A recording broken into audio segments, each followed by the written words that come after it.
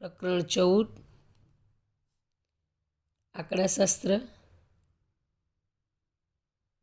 અને આગલા પીરિયડમાં વિદ્યાર્થી મિત્રો આપણે મધ્યકના ગુણધર્મો જોતા હતા. એમાં મધ્યકના ગુણધર્મોમાં આપણે ત્રીજા ગુણધર્મથી આગળ વધીએ. બે ગુણધર્મો જોઈ ગયેલા. Sigma XI minus x bar બરાબર 0 તે જોયેલું, અને ખૂબ જ નાના અને ખૂબ જ મોટા અવલોકનની મધ્યક પર ખૂબ જ પ્રબળ અસર થાય છે તે પણ આપણે જોઈ ગયેલા. હવે ત્રીજું કે માહિતી ઉપર જે કોઈ અસર થાય અથવા માહિતી ઉપર જે કોઈ બેઝિક ક્રિયા કરવામાં આવે, બેઝિક ક્રિયા એટલે સરવાળો, બાદબાકી, ગુણાકાર, ભાગાકાર, તો એની સીધી અસર મધ્યક ઉપર થાય છે. દાખલા તરીકે કોઈ એક માહિતી છે, બરાબર, એ અવલોકનોનો મધ્યક દાખલા તરીકે 5 છે. હવે એ માહિતીના દરેક અવલોકનને જો તમે 3 વડે ગુણો અને પછી નવી માહિતીનો મધ્યક શોધો તો એ સીધી જ અસર કોના પર થાય? મધ્યક પર થાય. એટલે શું? તમે દરેક અવલોકનને 3 વડે ગુણો, બરાબર, પછી તમે એનો મધ્યક શોધો તો કોના જેટલો આવશે? પહેલી માહિતીનો કેટલો હતો? 5 હતો ને. તો નવી માહિતીનો કેટલો થાય? તમે 3 વડે ગુણો તો 5 તાલી 15. એ રીતે. એટલે બેઝિક ક્રિયાની સીધી અસર કોના ઉપર થાય? મધ્યક પર થાય. દરેક અવલોકનમાં તમે 3 વડે ગુણો તો મધ્યક 3 ઘણો થઈ જાય. 3 ઉમેરો દરેક અવલોકનમાં માહિતીના તો મધ્યક પણ 3 જેટલો વધી જાય.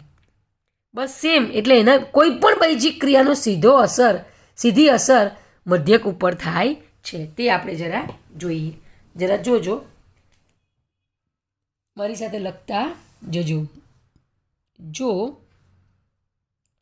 દરેક અવલોકનમાં એ ઉમેરવામાં આવે તો નવા અવલોકનોનો મધ્યક પણ એ જેટલો વધે છે. આ પહેલો, આ બેઝિક ક્રિયામાં, એટલે પહેલો એ ઉમેરવામાં આવે તો મધ્યક પણ એ જેટલો વધે. એટલે જૂની માહિતીનો મધ્યક ધારો કે 10 હોય અને દરેક અવલોકનમાં 3 3 3 3 ઉમેરવામાં આવે તો નવી માહિતીનો મધ્યક કેટલો થાય? 10 + 3 બરાબર 13 જેટલો થાય. બરાબર. ચાલો, જો દરેક અવલોકનમાંથી એ બાદ કરવામાં આવે તો નવા અવલોકનોનો મધ્યક પણ એ જેટલો ઘટે છે. એટલે જૂની માહિતીનો મધ્યક જો દાખલા તરીકે 12 હોય અને દરેક અવલોકનમાંથી 2 બાદ કરવામાં આવે તો મળતી નવી માહિતીનો મધ્યક પણ 12 - 2 એટલે કે 10 જ થઈ જાય. એટલે મધ્યક પણ એટલો ઘટી જાય. આ પહેલાં સરવાળો હતો, આ બાદબાકી થઈ. હવે ગુણાકાર વિશે જોઈએ આપણે. જો દરેક અવલોકનમાંથી એ બાદ કરવામાં આવે તો નવા અવલોકનોનો મધ્યક પણ એ જેટલો ઘટે છે. દરેક અવલોકનને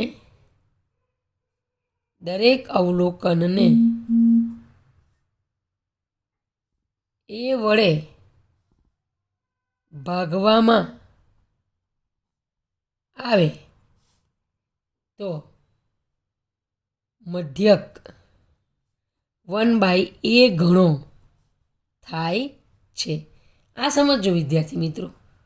1 એટલે એ ઇઝ નોટ ઇક્વલ ટુ 0. 0 હોય તો તે અસ્તિત્વ નથી, એનું સંખ્યા બરાબર અનંત સુધી. એ વડે ભાગવામાં આવે, જોજો. એટલે જૂની માહિતીનો મધ્યક ધારો કે 12 છે અને તમે દરેક નવી માહિતીને જો 3 વડે ભાગો, માહિતીના દરેક અવલોકનને જો તમે 3 વડે ભાગો તો નવી મળતી માહિતીનો મધ્યક કેટલો થાય? 12/3 એટલે 4 જેટલો થાય. એટલે 1/a વડે તમે ભાગ્યું કહેવાય ને, એટલે 1/a ઘણો કહેવાય અને એમાં ભાગનો થાય એવો શબ્દ પણ વાપરી શકાય. બરાબર? તો એ વસ્તુ છે. ચોથો ગુણધર્મ, જો એક માહિતીના n અવલોકનોનો મધ્યક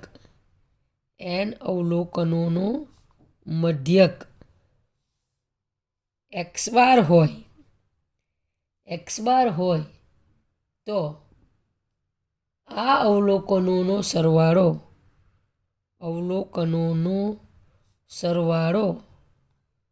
શું થાય? nx બાર થાય.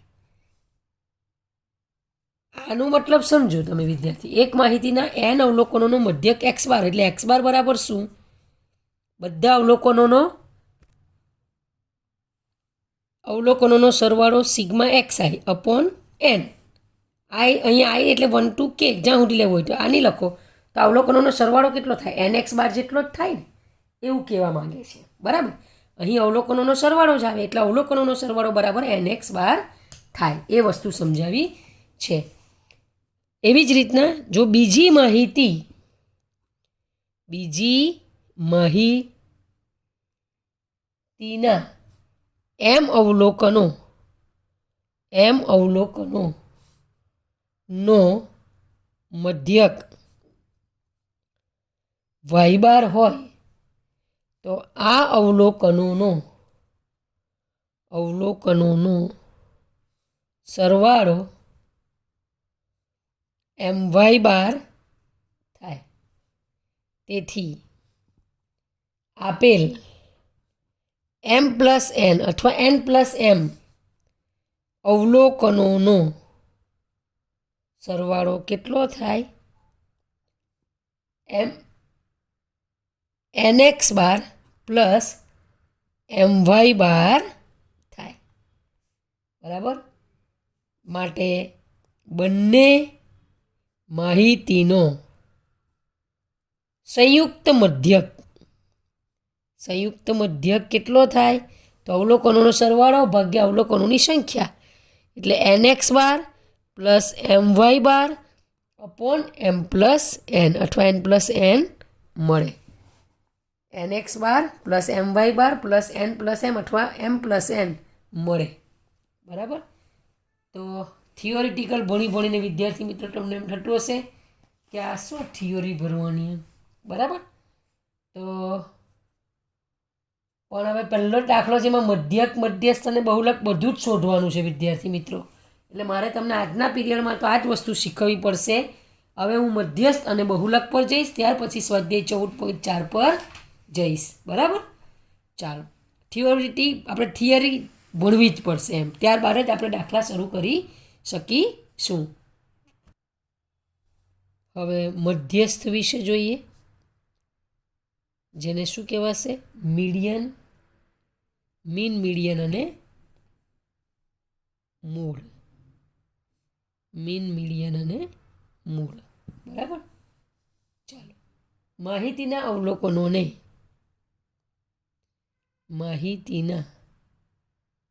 અવલોકનોને ચડતા કે ઉતરતા ક્રમમાં ગોઠવ્યા પછી મધ્યમાં રહેલા અવલોકનને માહિતીનો મધ્યસ્થ કહે છે. વિદ્યાર્થી મિત્રો 7 વિદ્યાર્થીઓ હોય, બરાબર. તો એને આપણે શું કરવું પડે? ચડતા કે ઉતરતા ક્રમમાં ગોઠવી દેવાના.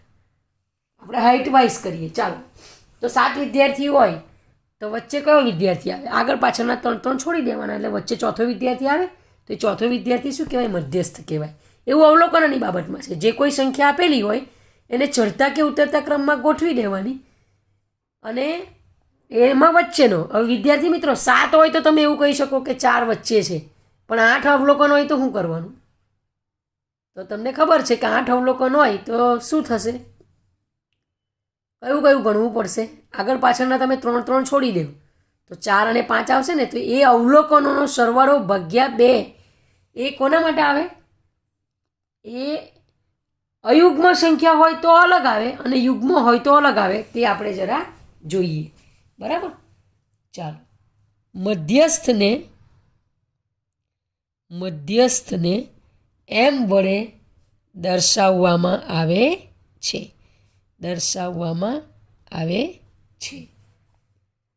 ચાલો જોજો. મધ્યસ્થ m બરાબર n+1/2મું અવલોકન. આ શબ્દ ખૂબ સમજજો. n+1/2 નહીં થાય. 6 + 1 6 અવલોકન હોય. ધારો કે 7 અવલોકન હોય તો 7 + 1 ભાગ્યા 2 એટલે 8 ભાગ્યા 2 એટલે 4 જવાબ નહીં આવે, પણ ચોથું અવલોકન આવે.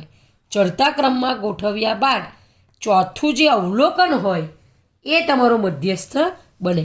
આ સૂત્ર ક્યારે લગાય? જ્યારે n શું હોય? અયુગ્મ હોય. n અયુગ્મ એટલે કે એકી સંખ્યા હોય ત્યારે આ વસ્તુ ચાલે. બરાબર. અને આ બીજું સૂત્ર ક્યારે લાગે? n/2મું અવલોકન પ્લસ n/2 + 1મું અવલોકન ભાગ્યા 2. n/2મું અવલોકન પ્લસ n/2 + 1મું અવલોકન ભાગ્યા 2. ક્યારે? જ્યારે n યુગ્મ એટલે કે બેકી સંખ્યા હોય ત્યારે. બરાબર.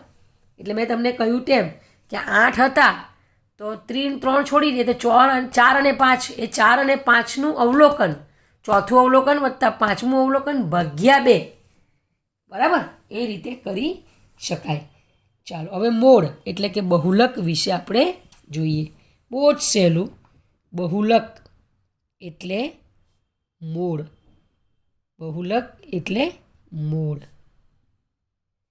બરાબર. ચાલો, અવર્ગીકૃત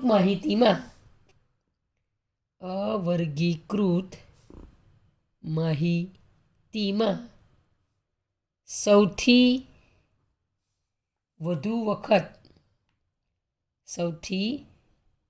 વખત પુનરાવર્તન પામતા અવલોકનને માહિતીનો બહુલક કહે છે. બહુલકને z વડે દર્શાવાય છે. હવે દાખલા તરીકે કોઈ એક અવલોકન છે, તેમાં 3 બહુ બધી વખત આવતો હોય તો 3 એ માહિતીનો મધ્યક કહેવાય. બહુલક કહેવાય, મોડ. હવે દાખલા તરીકે એ જ માહિતીમાં 3 વખત હોય ને બીજું એક કોઈ છે, દાખલા તરીકે 5, તો એ પણ 3 વખત છે, તો 3 અને 5 એ બંને બહુલક કહેવાય. એને દ્વિબહુલકીય કહેવાય. માહિતી 3 હોય તો ત્રિબહુલકીય, અને વધારે હોય તો એને બહુબહુલકીય માહિતી કહેવાય. એટલે 2 થી વધારે જો બહુલક ધરાવતી માહિતી આપણી પાસે હોય, એટલે કોઈ 3 અવલોકન ધારો કે પુનરાવર્તિત થતા હોય, દાખલા તરીકે 3 વખત, 5 3 વખત, અને 7 3 વખત, તેમાં 3 બહુલક આવે, 3 5 અને 7, તો એને બહુબહુલકીય માહિતી કહેવાય. બરાબર. તો આપણે એના વિશે લખી લઈએ. જો માહિતીના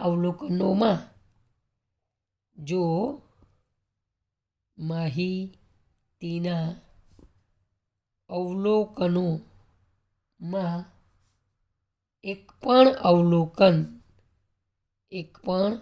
અવલોકન પુનરાવર્તન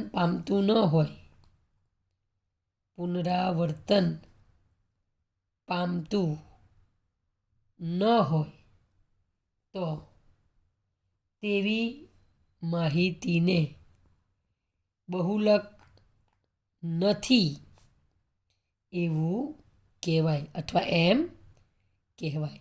બહુલક નથી એમ કહેવાય. બરાબર. ચાલો, જે મેં તમને હમણાં સમજ પાડી તે જ છે. હવે લખીએ. જો માહિતીમાં બે કે તેથી વધુ અવલોકનો સરખી સંખ્યામાં પુનરાવર્તન પામતા હોય તો તે દરેક અવલોકન તે માહિતીનો બહુલક છે.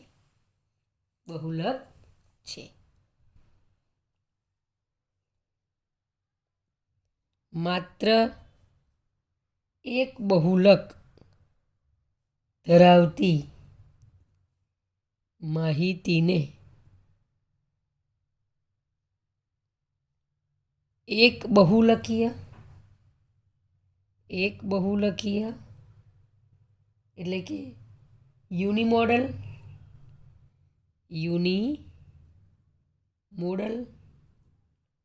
માહિતી કહે છે.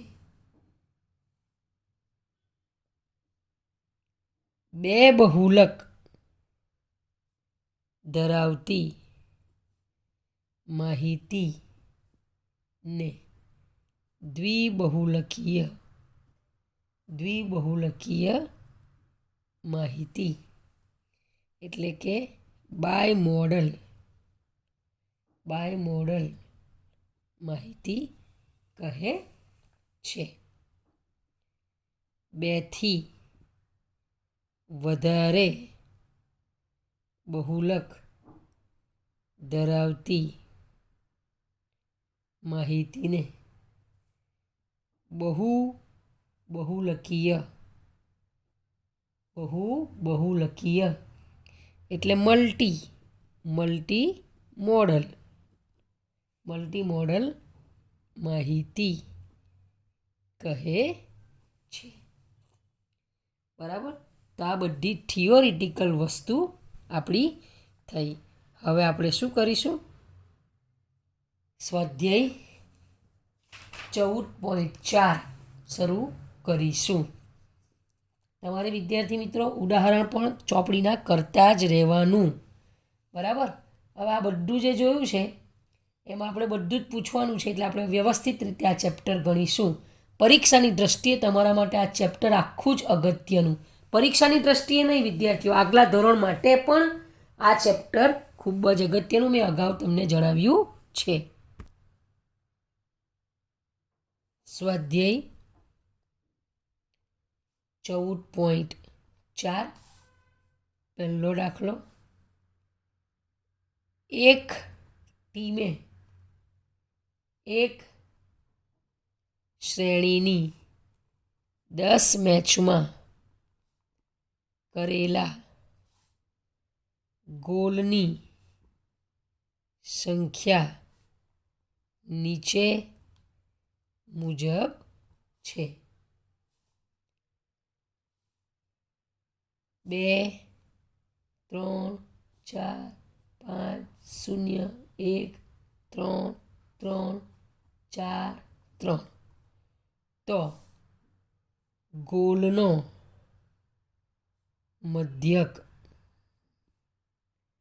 મધ્યસ્થ અને બહુલક શોધો. અત્યાર સુધી જે આપણે થિયોરિટિકલ નોલેજ મેળવ્યું એનો હવે આપણે દાખલામાં ઉપયોગ કરીએ. મધ્યક એટલે શું આવે? અવલોકનોનો સરવાળો ભાગ્યા અવલોકનોની સંખ્યા. ચાલો, અહીં n બરાબર શું છે? 10 છે. n બરાબર 10. ચાલો, મધ્યક x બાર એટલે અવલોકનોનો સરવાળો ભાગ્યા n. હવે xi લખીએ એનો મતલબ શું થાય? કે આ જે 10 છે તેનો સરવાળો એમ. તો સરવાળાની સંખ્યા નીચે અવલોકનોની સંખ્યા પણ કેટલી આવવાની? 10 જ આવવાની. તો અહીંયા આપણે લખીએ 2 + 3 + 4 + 5 + 0 + 1 + 3 + 3 + 4 + 3 બરાબર ભાગ્યા શું આવશે? 10 બરાબર. ચાલો આપણે જોઈએ. 3 ને 2 5, 5 ને 4 9, 9 ને 5 14, 14 ને 1 15, 15 ને 3 18, 18 ને 3 24, 24 ને 4 24 ને 4 28 ને 3 31. ફરી પાછા આપણે જરા જોઈ લઈએ. 3 ને 4 7 ને 3 10 ને 3 13 ને 1 14, 14 ને 5 19, 19 ને 4 23, 23 ને 3 26, 26 ને 2 28 એટલે 28 છે બરાબર. છેદમાં 10 બરાબર 2.8 એટલે x બાર શું આવ્યું આપણું? 2.8. એટલે આનો મતલબ એવો થાય કે ભલે એ પહેલી ટીમમાં 2 માર્યા, પછી 3 પહેલી મેચમાં, બીજી મેચમાં 3, પછી 4, પછી 5, પછી આ 5મી મેચમાં 0, પણ એવું કહી શકાય કે ભાઈ આ ટીમ એવરેજ 2.8 એટલે લગભગ 3 જેટલા ગોલ તો એ કરે જ છે બરાબર. તો એ વસ્તુ કહી શકાય. માટે માહિતીનો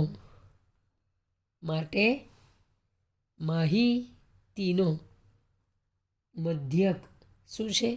2.8 ગોલ છે બરાબર.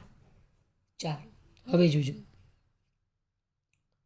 હવે મધ્યસ્થ શોધવું હોય તો મધ્યસ્થ શોધવા માટે સૌથી પહેલી શરત કઈ? એને ચડતા ક્રમમાં ગોઠવવું પડે બરાબર. તો અવલોકનોને ચડતા ક્રમમાં ગોઠવતા એટલે નાડલા છે તે પહેલાં આવે બરાબર. તો જોજો, પહેલાં શું આવશે? 0, પછી 1, પછી 2, પછી આ 3 જો કેટલી વખત છે? 1 2 3 ને 4 વખત 3 એટલે તે, પછી આ 4 2 વખત છે તો તે, અને 1 આ 5 બરાબર. તો એ આપણે ચડતા ક્રમમાં પહેલાં ગોઠવી દઈએ. એટલે 0 1 2 3 3 3 4 4 5 10 થઈ ગયા. 1 2 3 4 5 6 7 8 9 અને 10 બરાબર. ચાલો, હવે અહીં n શું છે? n બરાબર 10 એટલે યુગ્મ. એટલે મધ્યસ્થ m બરાબર શું આવે? n/2મું અવલોકન પ્લસ n/2 પ્લસ 1મું અવલોકન